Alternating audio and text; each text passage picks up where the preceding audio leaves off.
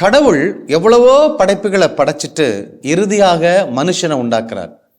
அப்போ தன் உருவிலும் தன் சாயலிலும் மனுஷனை உண்டாக்கினார், ஆணும் பெண்ணுமாக உருவாக்கினார். 2 பேருக்கும் ஆசி வழங்கினாரு. 2 பேரும் இந்த பூமியை பல்கி பெருகுங்கன்னு சொன்னாரு. 2 பேரும் இந்த பூமியை ஆளுங்கன்னு சொன்னாரு. வானத்து பறவைகளை, மீன்களை எல்லாரும் உங்க வல்லமைக்கு உட்படுத்துங்க, நீ ஆம்பளை மட்டும் உட்படுத்து, பெண்ணு சும்மா பார்த்துக்கோ அப்படிலாம் சொல்லவே இல்லை. அப்போ கடவுள் படைக்கிற பொழுது 2 பேருக்கும் ஈக்குவல் ரைட்ஸ், ஈக்குவல் அத்தாரிட்டி, ஈக்குவலா தான் கொடுக்கிறார் பாருங்க. ஸோ ஆணை ஒரு உயர்ந்த நிலையிலும் பெண்ணை ஒரு தாழ்ந்த நிலையிலும் உண்டாக்கல. அப்போ ஆணை படைச்சிட்டு அவன் தனியா இருப்பது நல்லதன்று, இட் இஸ் நாட் குட் அப்படிங்கிறாரு. எல்லாம் நல்லதுன்னு பார்த்தவர் ஒரு ஆண் தனியா இருக்கிறது நல்லா இல்லை பாருங்க, அது ஃபினிஷ் ஆகல பாருங்க. ஆகவே பெண்ணை படைத்தார். அப்போ ஒரு மனிதன், ஒரு ஆண் முழுமையா இருக்கணும்னா பெண் இல்லாம முழுமையா இருக்க முடியாது.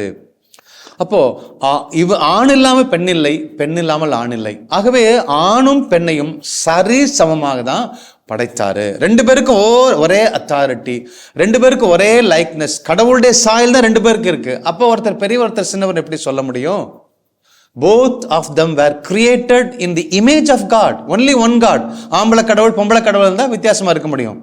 என்னை தவிர வேற கர்த்தாவாகிய சர்வீஸ் உனக்கு இல்லை அப்படின்ட்டாரு. அப்ப கடவுளுடைய சாயல தான் ஆணையும் பெண்ணையும் படைத்திருக்கிறார்.